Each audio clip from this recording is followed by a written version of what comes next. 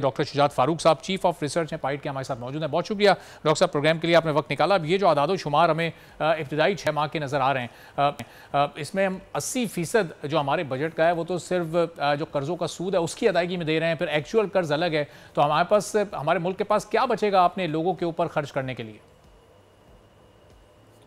Sir बहुत शुक्रिया। देखें जी, इस साल जो गवर्नमेंट के रेवेन्यूज़ हैं टैक्सेस से वो तकरीबन 9,400 अरब है, और 9,400 अरब का जो 54% है वो तकरीबन आपका 4500 से 5,000 अरब है। वो आपने सूबों को NFC अवार्ड की मद में देना होता है। और आप पीछे देखें, फिर गवर्नमेंट ने ये जिसको कहते हैं इंटरेस्ट भी पेमेंट करना है। तो इस वक्त जो फेडरल गवर्नमेंट का जितना भी बजट है ये सब का सब उधार पे है।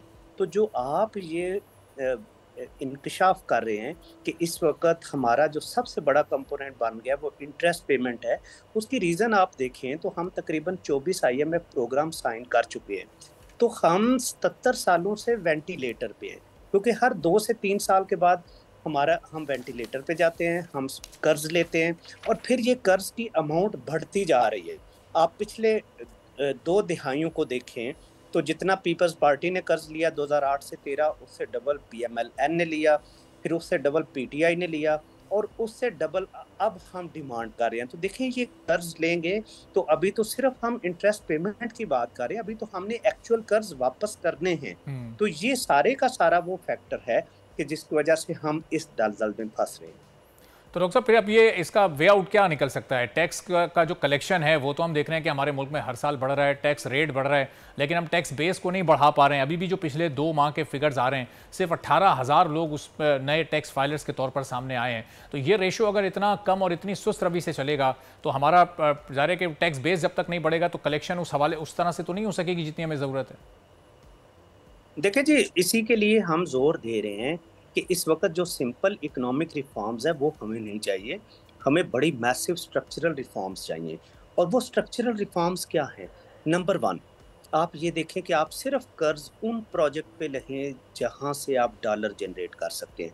अगर कर्ज लेके हमने सोशल प्रोटेक्शन चलाना है, कर्ज लेके हमने गवर्नमेंट को चलाना है, तो ये कर्ज वही है कि कल को हमने वापस करना है, हमारे मुल्क का बच्चा बच्चा इस कर्ज का मकरूज होगा। तो पहला तो यह है कि कर्ज सिर्फ उन प्रोजेक्ट पे लें कि जहां से आप पैसा जनरेट कर सकें और कल को वापस कर सकें। नंबर 2, टैक्सेस पे आ जाए। टैक्सेस में देखें, हम इस वक्त तकरीबन हमारी जो कैपेसिटी है वो तकरीबन 1 ट्रिलियन है।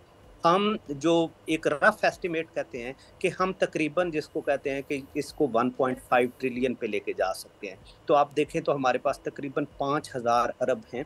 और उसके कुछ एरियाज़ आप देखें, जिस तरह आपने हाईलाइट किया है कि हमारा होलसेल रिटेल टैक्स नहीं देता, हमारा एग्रीकल्चर टैक्स नहीं देता, हमारे बहुत से लोग आप देखें रियल स्टेट को स्पेशली देखें जहाँ पे मैसिव इन्वेस्टमेंट है, तकरीबन $32 बिलियन एक साल में आ रही है, वो टैक्स नहीं देता। फिर तीसरी तरफ आपको जो जनाब काम करना है वो आपके गवर्नमेंट एक्सपेंडिचर हैं कि हमारी गवर्नमेंट का साइज बहुत ज़्यादा बढ़ता जा रहा है। और इस वक्त फॉर एग्जांपल एक उसमें देखें स्टेट ओन इंटरप्राइजेज हैं।